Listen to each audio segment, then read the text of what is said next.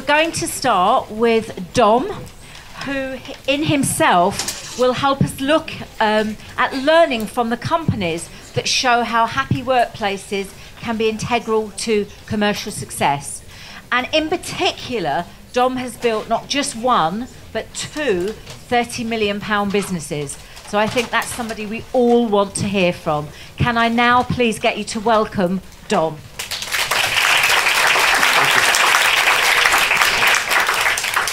Okay, thank you. I'm doing the presentation in reverse because I think it happens backwards. So you don't set out to try and create a profitable business.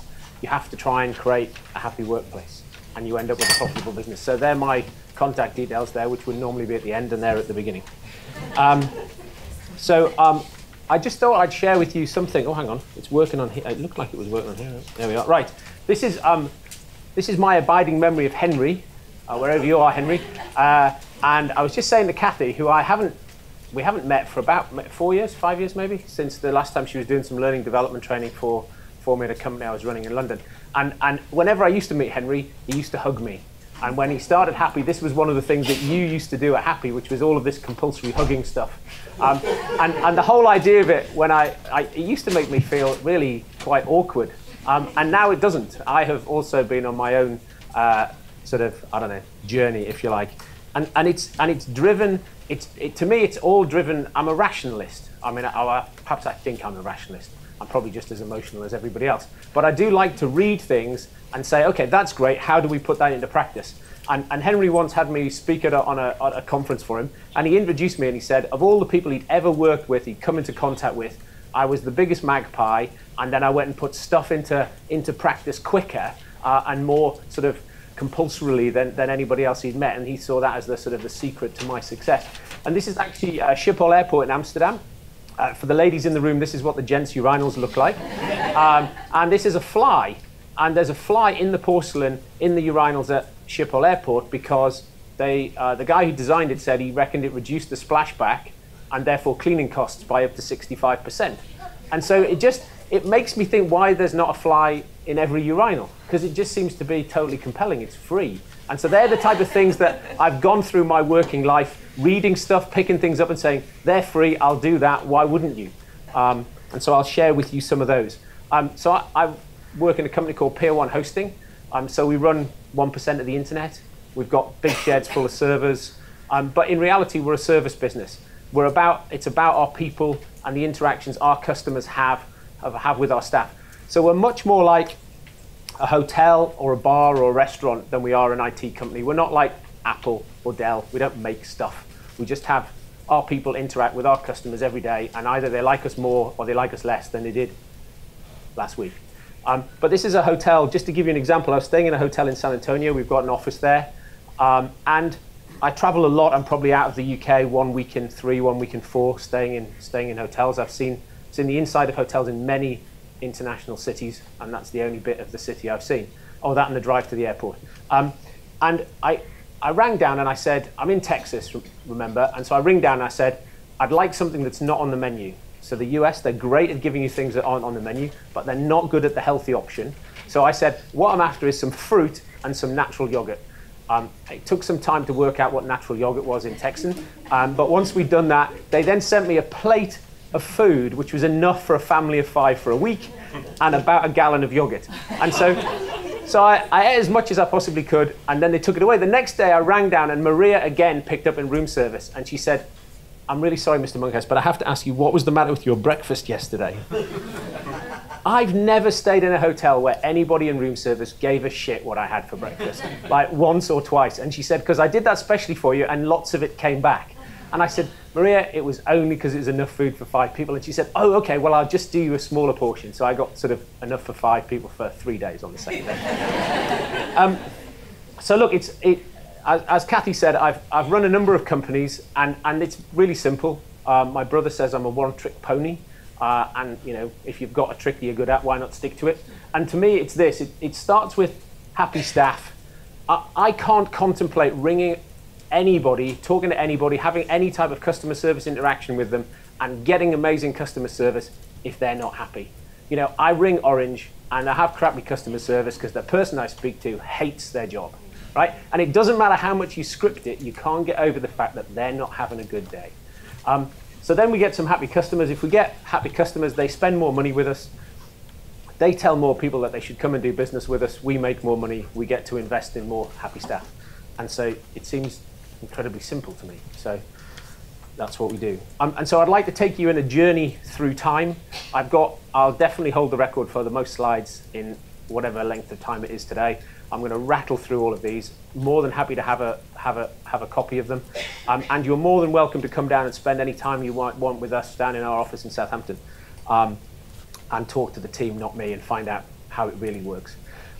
So I want to take you in through this journey and start with profit and work back through some of the things. And I'll throw in some anecdotes along the way, some things that I stole from other people and have stood the test of time and rolled out at Pier 1 over the last 4 years.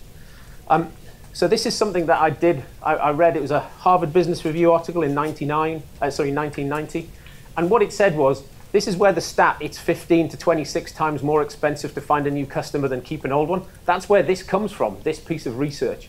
And what it says is, your customers become more profitable over time if you can keep them.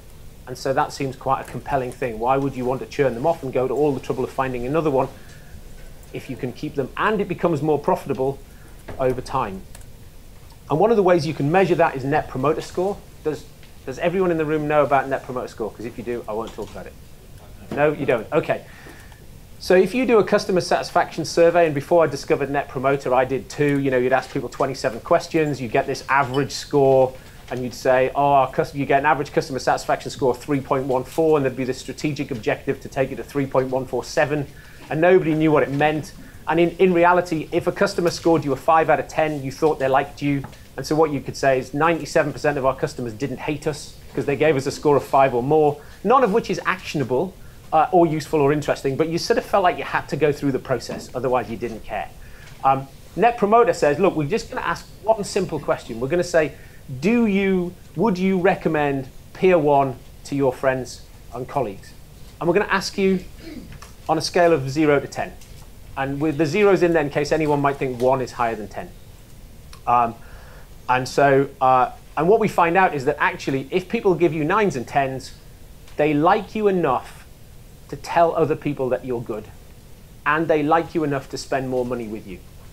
And if they give you a 7 and 8, they don't like you enough to do any of that. And actually, the people who give you a 6 hate you.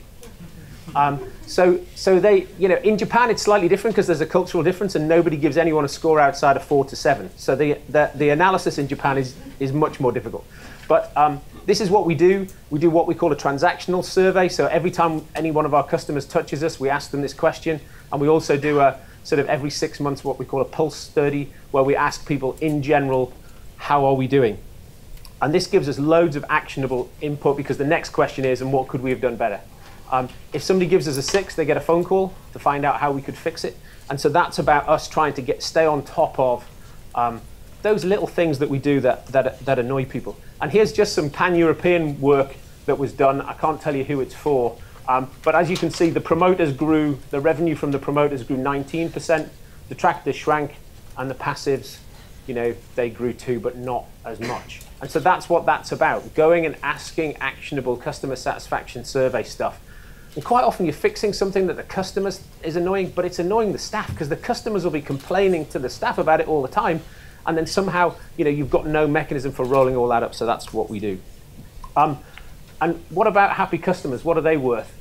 This is from a book called The Value Profit Chain, which sort of came out of the Harvard Business Review article. And what that says is, I won't go into the numbers, the headline is that you have people who are, in this case, they called it apostles, people who go around and espouse your business, generate word of mouth referral. And when you look at those guys, from a revenue perspective, they're 102 times more profitable to your business. There's not very many of them, but they have a huge impact. In terms of margin, it's even more. It's 600%, 600% in terms of 650% in terms of lifetime value, because they're making referrals all the time, they're spending money with you all the time, they're likely to forgive you more. And so there's just this whole wealth of data that says, find people, treat them well, find out who your top customers are. We're working with an online cycle retailer at the moment, and they've got one customer who last year spent £40,000 on cycle gear. That's more than, in his size, that's more than one of everything in their store, on their website. And so what they do is they know who their top 3% customers are, and because there's such a brand affinity between those top 3% spending customers, they get them together and they meet them. Even though they're a pure play online, they get together and they meet them because they know that these guys are that 3%. And quite often I speak to companies and they don't know who people are, or they know who the company is, but they don't know who the people, and there's no interaction. We've got what we call a sounding board where we pull together some of our larger customers to help them tell us how we could run our business better from their perspective, because we know we're not their only supplier. We also have customer dinners where we just get the staff who customers interact with mostly on the phone or through the ticketing system or email, and we just get them together and we go out for dinner. No intention of selling them anything, and we rotate round so that, well, we say it's so that the customers don't have to sit next to us all the time because we might be a bit dull, but frankly, some of our customers are not the life and soul of the party. So some of the stuff that we're after is I talked about authenticity. I rang First Direct, and First Direct had been my bank for a long time, and the woman said to me the other day, "I'm really sorry that that problem occurred." And I said to her, "No, you're not."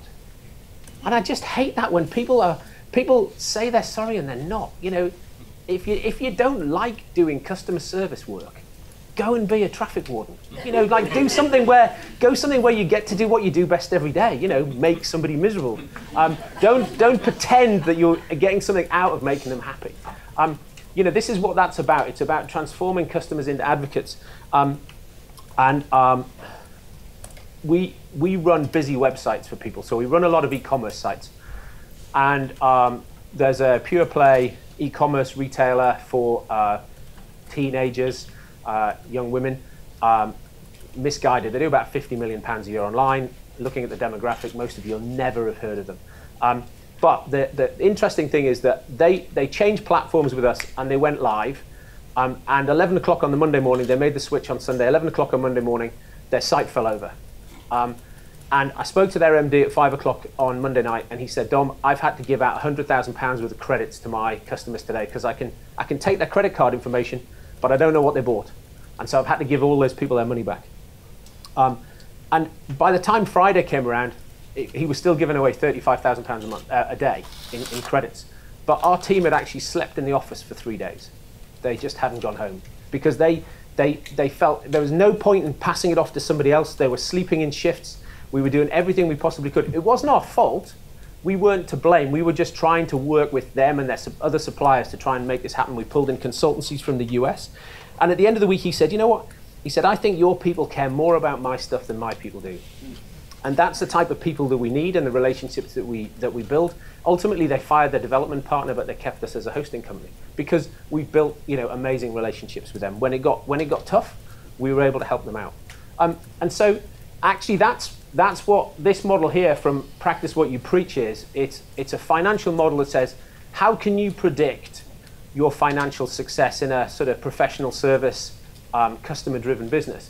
And what this says is the key thing is, do your staff perceive that you have high-quality relationships with your clients? And that's actually even more important than employee satisfaction in predicting profitability and success. And so what you do there is they say in here, you know, are you satisfied? Does it give me a sense of accomplishment? It's challenging and not repetitive. And you just have to move, you know, not very far, 4 to 5 on a 6-point scale, and those companies that were able to show that had a big improvement in profitability.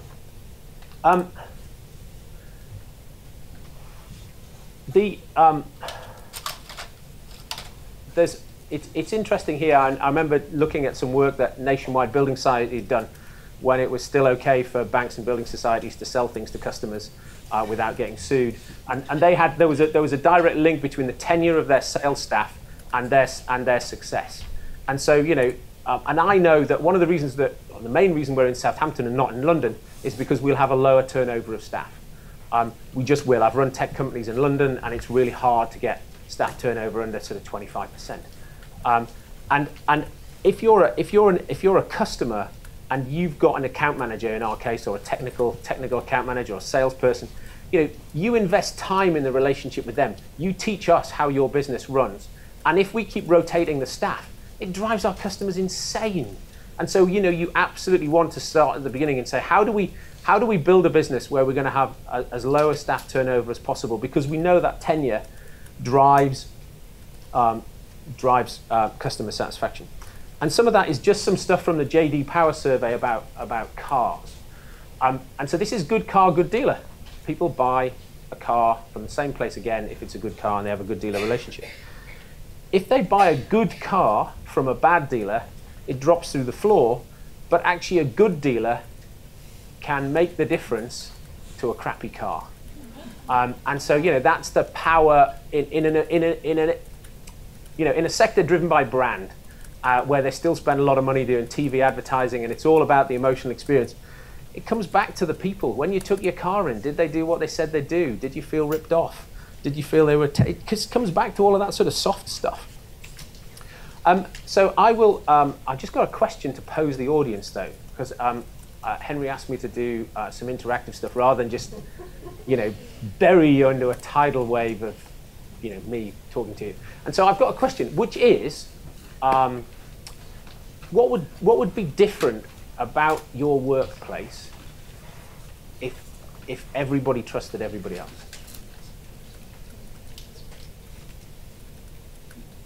Don't all shout out at once. Well, is that what you want to do? I'm entirely delighted to do it any way you like, Henry. So do it in pairs. Do it in pairs, and then we'll share. So in pairs, discuss. How different would your workplace be if everybody trusted everybody else?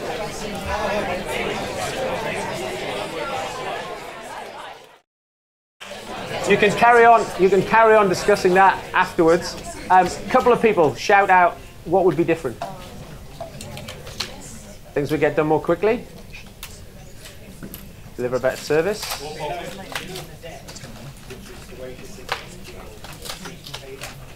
Okay, like that. No debt. People wouldn't be hanging around trying to get even. Yeah. Sharing of knowledge. Okay. Lower cost. Absolutely. Happier. So there's I think I suppose the other question is that you need to then ask yourselves, not now, but why does that not happen in your workplace? But I'll leave you with that. Here's some more things that you can, some more examples of stuff that you can do. This is one where I'm running a company called IT Lab, and again came across an idea which I thought, right, we'll put this into practice. And so what this is, every Wednesday there's an email goes out and it just says, are you happy or sad? And that's it. And you just click on one, and then it comes to me. And if you click sad, I ring up and find out why you're sad. And it's just, at Pier 1 we were doing some data center migrations. I'm in the US. The team are very stressed. A couple of them said they were sad. Sometimes people click sad just to see whether I really ring them. Then they never do that again. But it just means across continents, across time zones, even London, Southampton, it's just, and we're in the process of now, because we've got a bit bigger, we're about 100 and odd people now, so we're in the process of just rewriting it so that it goes to managers, and I can track it. But it's just one of those, it was really easy thing for us to do. We actually asked our staff, we did some brand sort of recreation work, and we asked people, these are all things that we have in our office, so we asked them, if you ran the company, what would you do differently? And the number one thing that people asked us for was better quality colleagues. So one of the things that I say to all of the managers is, look, at the end of every month, ask yourself 2 questions. And this is from good to great. Knowing what you know now about that employee, would you hire them again? And it's that sort of, if they resign tomorrow, would you be sad?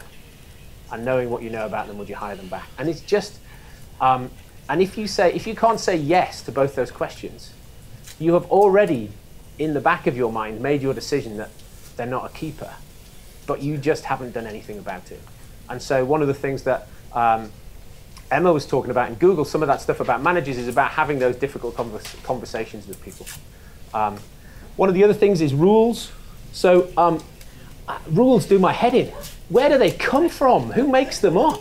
I once worked in a company where they said I couldn't have a company car I couldn't have a convertible as a company car because they decided that the car policy had to be a solid roof and 4 doors.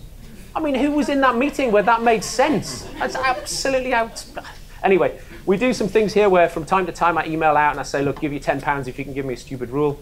I did that in the UK, I got 40, so I paid out £400 in Marks and Spencer's vouchers.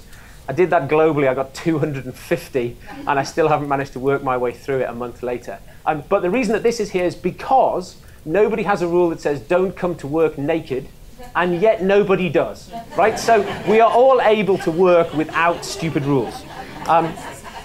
I absolutely can't tell you how cool it is to have a dog in the office. This is my dog, Monty. He comes to me in the office. So you should all go and have a dog in your office. It's cool. And we've now got multiple people bring their dogs to work. I'm going to skip through to here. When we do the hiring, one of the things that we do is we get people to draw pictures.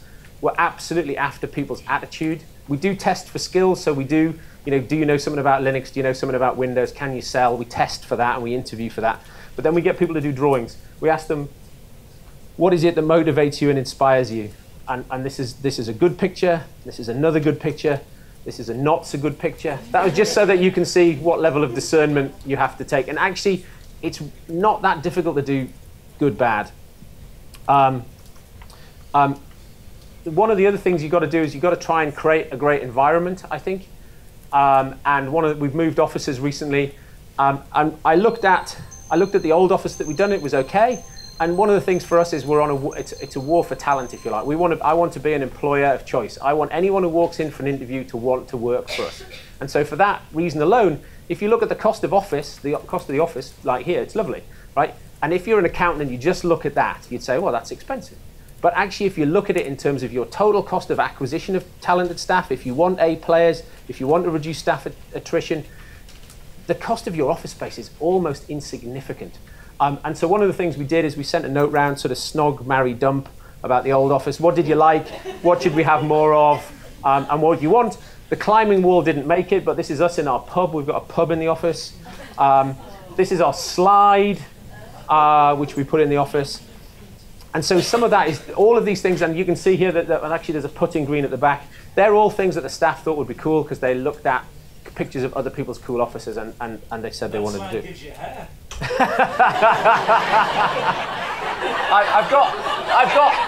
I've got Kate as my stunt double there. And here's something else I stole. It's a book by Clive Woodward, Winning. In the past, I've been lucky enough to go around and do assessments of other companies and look at their customer engagement, customer satisfaction stuff. And there's some stuff that you're looking for people to take responsibility, I think. And so I can often, I'll walk into an organization, and from your time in reception, you know whether these guys do great customer service or not, because they've got a lot of responsible people. If you walk into a meeting room and there's a broken chair, that means nobody here gives a shit. Whiteboard markers, who uses it and puts it back? Why don't they throw it away and then order some more? Why is it that somebody's job to order whiteboard markers? Just, one of the things that we try and do is we don't have an office manager. That sort of stuff just gets taken care of. We do free food day, feed everyone at the last day of the month because we know they'll have run out of money. And somebody takes responsibility for that. We do loads of charity stuff. Somebody takes responsibility for that. It's not me. I don't even know where we buy our food from. It's free food day. I have no idea, other than the fact I gave somebody my credit card yesterday. And so dead IT equipment, God, it just piles up all over the place. And again, it's just, you're looking for people to take responsibility. And to me, if you think about your organization and that sounds like your organization, then you've got a cultural issue in your business that those are the things you'll know. If you don't see them anymore and you're not tripping over that, you'll know you've fixed it. One of the other things is that he talks about negativity and how that gets in the way. But I'll leave that for another day. Some of the other stuff that we do is again, and we don't do this for every customer, so there is a difference between the customer who's spending £500,000 and the customer spending £10. But handwritten notes, boxes of chocolates, flowers to our customers. Those types of personal touches have a huge impact. I talked earlier about our club and our dinner. And when people make a purchase, saying thank you, and knowing how long your customers have been customers for, because they'll know, and if you don't know and you don't tell them, then it's like employees. We know, we celebrate employee longevity. We send emails around and recognize people. When was your anniversary? How long had you been here? And those things really matter. If we've got new starters, we write to our new starters before they start. So the team that they're going to work in sends them a welcome card. I've had people turn up and they've been in tears because they'd never worked anywhere where anyone liked them before they'd started. Birthday cards, people sign birthday cards. And I'm sort of getting towards the other end of it where most people start, which is values. And so I just thought I'd share this because being a values-based organization doesn't necessarily mean that you do no evil or that you will be successful. And these were Enron's values. And I'm sure it's serving them well in prison. But here are ours. So we've got, these sense of fun and play. That's where the slide comes in. We've got a beer fridge, and we've got a pool table. And somebody said to me the other day, a customer came in and said, "What are the rules?" And I said, "Oh, the rules for pool are here. We put them on the wall so nobody argues whether you get 2 shots on the black or not."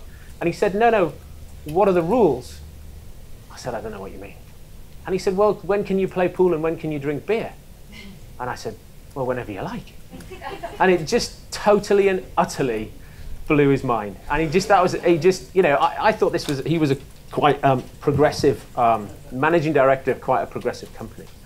And so I would say that I would ask you to do one more thing in pairs, which is that what are you afraid of? What's stopping you? What? Triangulation.